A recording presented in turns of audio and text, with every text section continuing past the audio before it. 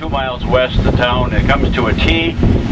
You go to the right about a half a mile at the crest of the hill, and then off to the right is old McGilpin Point Lighthouse, which is a private residence today. And by the way, that's for sale for $1.75 million.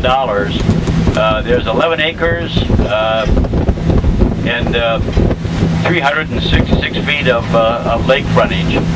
Anyway, then that became obscured by trees, and the westbound traffic or the upbound traffic found it very, very difficult to spot. So they finally determined that the ideal place for a lighthouse would be right at the tip of the Lower Peninsula. And the first structure was built there, 1890, was the fog signal building, the first fog signal building. Today, the fog signal building that's there was built in 1907. It is the gift shop for the Mackinac State Historic Parks, who are the owners of the light station. The light station was built 2 years later, 1892. It is in the process right now of undergoing a major historic restoration.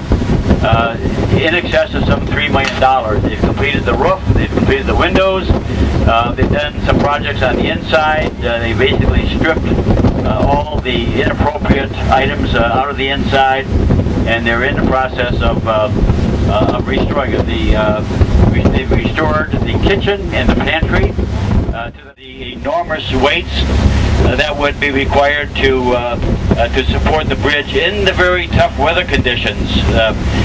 Each of the big anchor blocks, the south one that we're talking coming up to, and the north one, they're each in about 90 feet of water. So it's a lot of concrete below there just to support this. There is as much mass or more under the water as there is above the water. There's about 66,000 tons of mass above the water. That's the steel and the concrete and the paving for the bridge. We're coming up on the Trolls, the South Trolls house.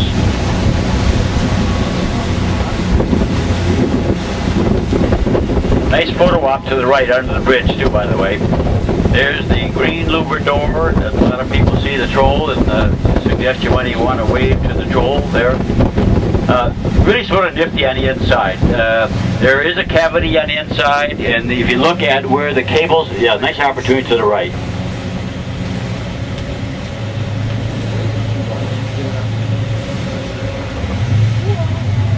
The cables, they're about 24.5 inches in diameter. There's 12,000 cables inside of those casings, and they come unwound in the big anchor blocks, and on the back sides of the big anchor blocks there are gigantic suspension bridge in the world. It is now the 6th. Each of the towers rise about 550 feet above the water. We're coming out of about 90 feet of water, and each of the towers, the south tower is in about 100 feet of water, and the north tower is in about 140 feet of water. The clearance under the bridge is about 150 feet. Any vessel that can get into the Welland Canal and ply the Great Lakes can fit under the bridge. The depth of the water, back 8,000 years ago, there was a major river channel going through here, and right under the towers would have been on land back then. The towers were on land. We would be on land. There was from the towers 100 feet on this side down to the bottom of the riverbed was it's 300 feet today. So as Bill Shepler would say, yep, you can stand right up here and drink. So we have the towers, 550. The elevators at each of the side, the eastern towers, it takes about 2.5 minutes to get from the roadbed up to the top. And the width of the walkway up there, give you some idea on the perspective, is about as wide as the Hope is. Now, coming up on the right-hand side is a white buoy. Right here, about 1 o'clock to us, coming right next to it, there's a white buoy, and it's a shipwreck. The Minneapolis sank in 1894, right here, got crushed by ice, right here, got crushed by ice. And what they do is they put this buoy in there and the yellow line, and your dive boat would come up to this, hook onto the yellow line, and you'd simply follow the buoy line down to the shipwreck, which is 120 feet of water. Coming off of the towers on each side, north side and the south side, you can see what people call the knuckles. From the knuckles are I-beams, and they're called sway bars. That sort of position the bridge between the towers, so when the winds come up, it'll keep it in the right configuration. People talk about the bridge expanding and contracting between the very severe winters, 30, maybe 30 degrees below zero, to the high temperatures like we had this past summer, 90 degrees. Might contract and expand as much as 10 feet. Monday, it was Labor Day, and they estimate that 42,000 people walked the bridge. That's down from a year ago. I think they talked about 47,000. There had been as many as 60,000, 70,000 people walk the bridge. Under the bridge, they're collecting the lead-based paint, and also this serves as a protective platform. So when should anybody fall off of the scaffolding up there, that they would be protected by the fall. And apparently, a couple of people have fallen. And had they not been there, the distance to the lake, they would have certainly been killed. Grand Hotel, what a wonderful story. It was completed in 1888. It was a railroad hotel. The railroads were sort of suffering getting to get tourists, from the southern part of the state, clear up north. So they decided what they were going to do is to build a hotel on the major tourist destination, and that was the Grand Hotel. They let a contractor, if anybody ever has a chance to listen to Bob Taggett, who is the historian for the Grand Hotel, absolutely super storyteller. So some of these parts come from his stories, but it's really wonderful. They started letting the contractor build the hotel, and the contract was to build it in 90 days, 90. Well, they didn't quite make that, but they were able to do it in a total of just 93 days. Now we're coming up on Round Island, built in 1996, rather late in.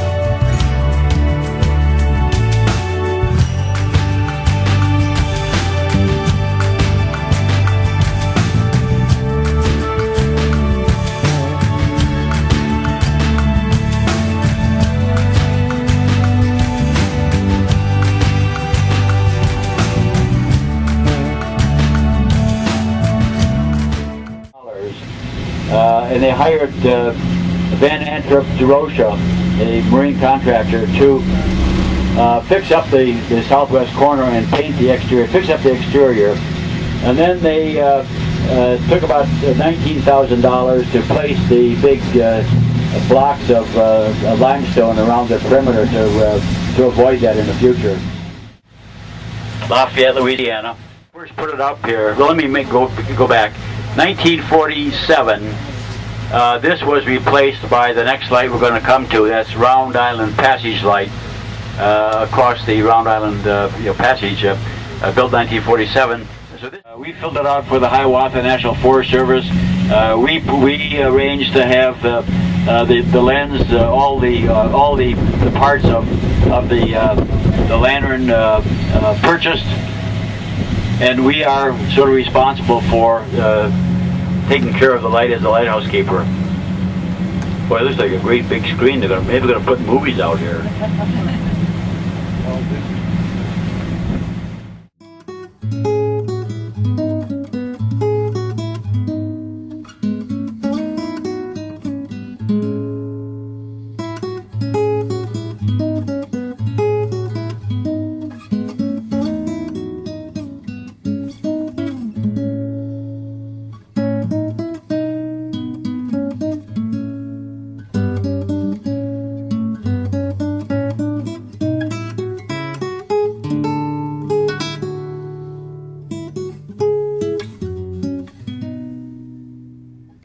Boblo Island, Round Island, Boblo Island, to get to the east, or from the east to the west, it would come through that versus come through here.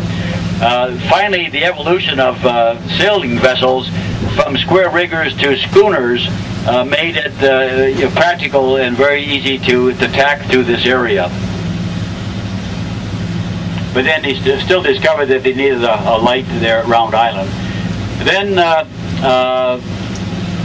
they finally 2.5 million pounds of fish gone a day. It is devastated. So, in Cedarville, that were really noted for tremendous yellow perch fishing, there isn't anymore. It has devastated the people. So finally, the fishing people, and then I've chimed in to the state of Michigan saying that the cormorants are messing with historic preservation, and we're finally being heard about some of this. To that, or to the north of that, is a trapezoidal box with two black eyes. Those are the automatic switch that when the fog gets dense enough, it automatically turns on the fog signal.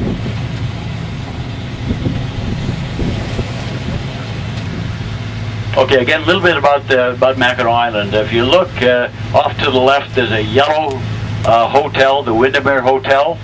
There's a red buoy on the beach. From that red buoy on the beach to the Round Island Lighthouse is the finish line for when they have the Chicago to Mackinac sailboat race, one of the largest freshwater sailboat races in the world. Okay, so the Grand Hotel off to the left, you have the Governor's Mansion with the 3 dormers on it. Just to the right of that is the fort. 4 or 5 years ago, part of that rampart fell down.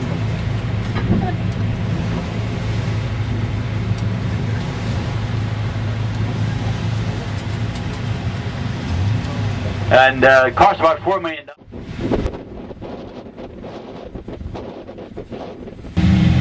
It's a shame. I wanted to get a good picture of that. Yeah. Paint it around.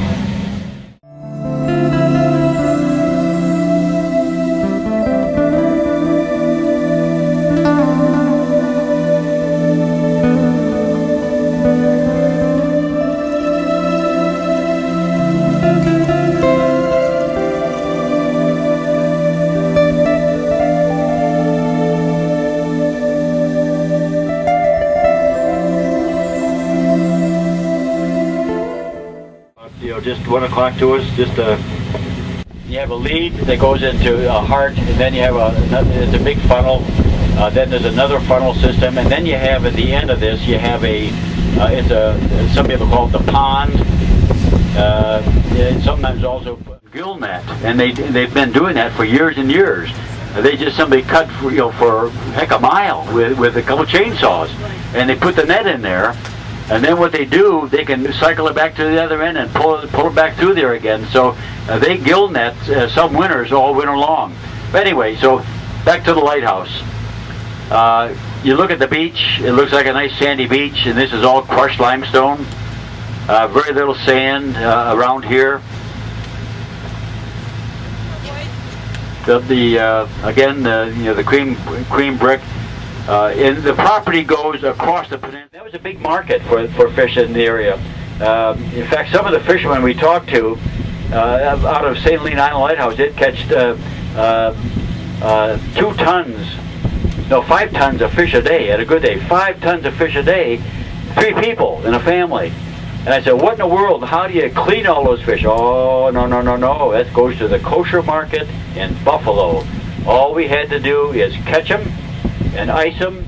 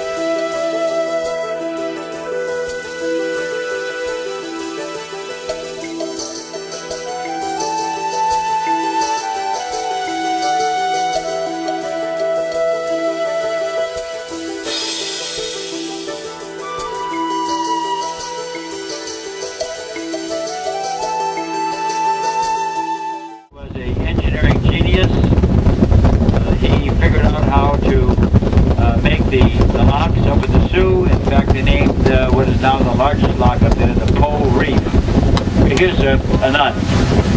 Nun buoy up here is number 2. The red buoys are always even numbers, therefore the greens are always odd numbers. Raycon beacon. Four people were to be assigned to even on the other side, but not on the north side. Eventually, somebody's going to have to come out here and wash them off so you can power this thing.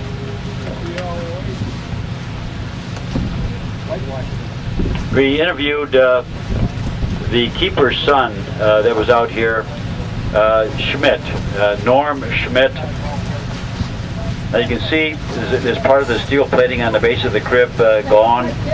This simply came off this spring.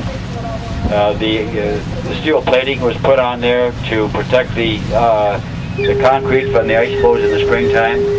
But a good example of the curvature on the top deck that would.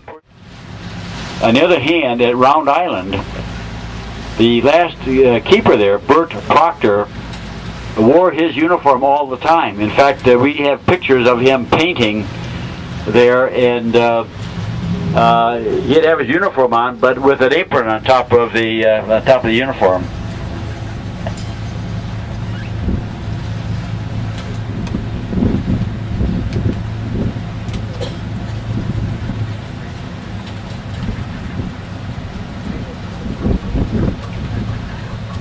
You had a couple cranes. You see on this southeast corner, the base of the crane. There's generally one on the opposite corner, that'd be the northwest corner. And so they have a boat, and they had put the boat down and trade reading materials. They apparently had to buy all their eating supplies, from Cheboygan.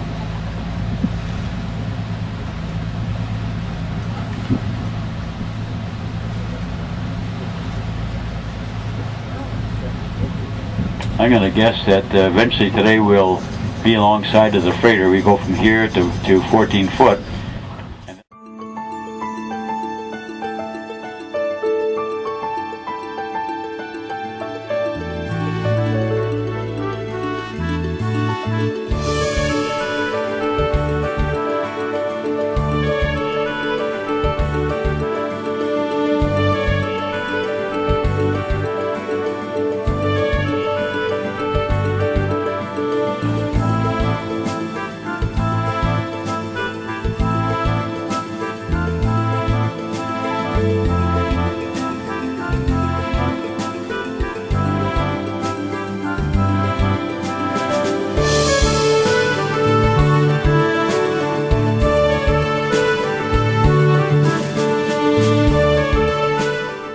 Sheeting on the roof, and it was absolutely gorgeous for about a week.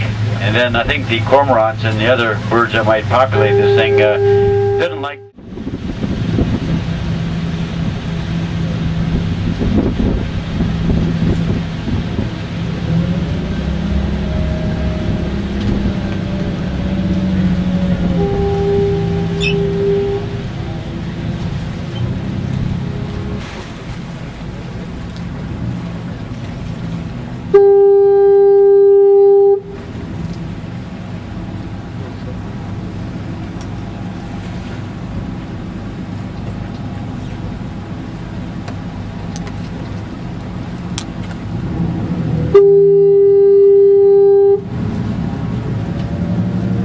Okie doke, we're going to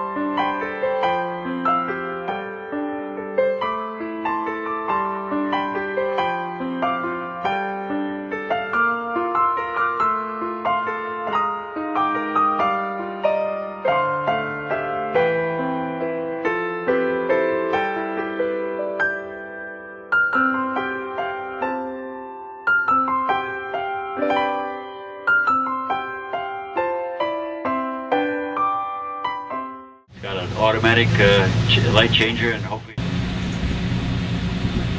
sort of new Lexan windows.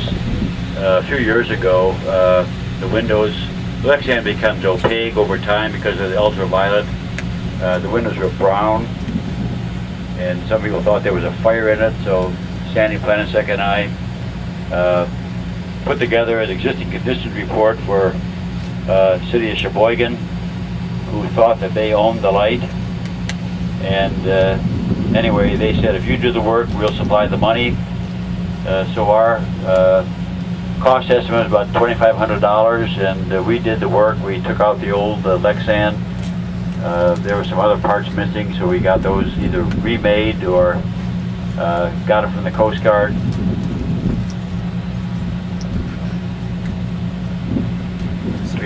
On the right-hand side is a good example, or is a floating dock system made in Cedarville, which is in the Lake Huron, a few miles away to the north, on the north shore of the south shore of the Upper Peninsula. Then off to the left is the moorings for the Mackinac. The new Mackinac, which is going to be called the Mackinac, spelled with a W, they're making the new moorings for it. It's a 240-foot long vessel, boat, and about 55 feet wide. They're going to deliver it on or about November 13th. It's a new state-of-the-art. The crew will be about 55 people. State-of-the-art azopod, 2 azopods generating close to a total of 10,000 horsepower. It's going to be only 3,500 tons, fully loaded, versus the Mackinac 5,200 tons. The old Mackinac, built 1944 to assure commerce to move in the Great Lakes, especially in the St. Mary's River. Iron ore from Lake Superior, coal, Lake Superior. Absolutely wonderful vessel. I was aboard this morning with the Captain Joe McGinnis, reviewing a model that Harbor Lights is making for the Mackinac. In fact, I'm going to be back tomorrow morning at 9 o'clock to take some more pictures. The crew, absolutely super crew. Captain McGinnis actually is Commander Joe McGinnis. And the XO now, the next in command is a lady. They got a very light fuel load, and all the water in the heating tanks and the trim tanks are evacuated. This is the gasoline barge. By the way, this basin here is called the OLDS turning basin. In early days, that didn't exist. They dredged that out. And this picks up petroleum products down by Chicago. Initially I thought it was Cheboygan, Wisconsin, but the crew tells me it's just down north of Chicago, and they make this route a couple times a week.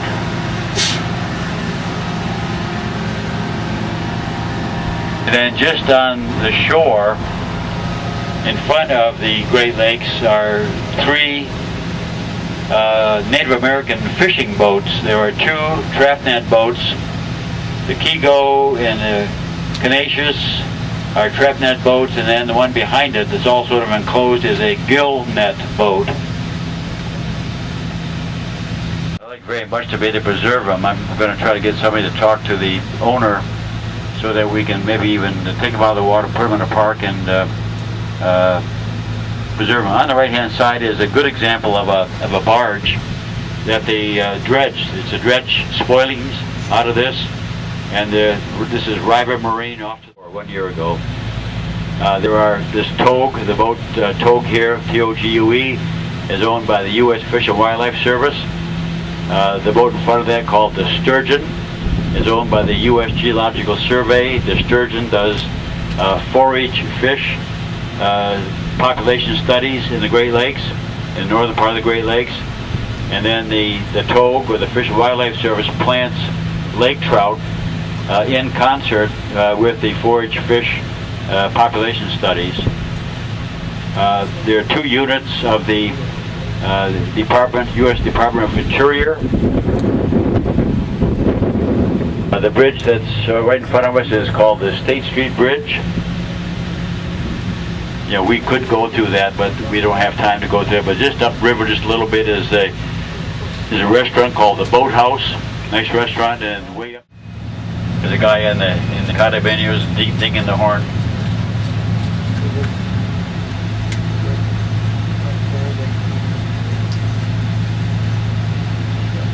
This is one of the car ferries that goes back and forth to Boblo Island. The other one is on the other side of the State Street Bridge. The Great Lakes Lighthouse Keepers has been having the front range light open on every weekend. Next year we hope to have it opened more often in the summertime during the season. But I'm pretty sure this is an asphalt tug barge, but that baby is really loaded.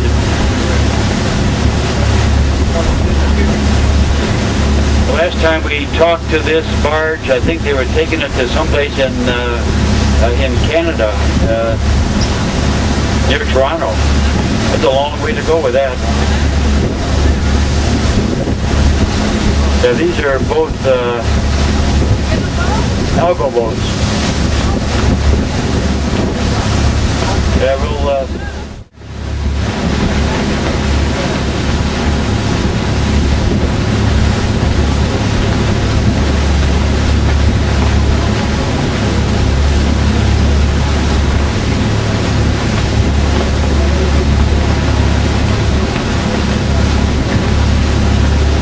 this is the Buffalo off to the right. About 3 years ago, the Buffalo ran smack dab into the Detroit River Light. So this is going South Channel down by Detroit. I don't know where it goes from there, but and I don't know what it's carrying. It may even be in ballast, but it ran smack dab into the Detroit River Light.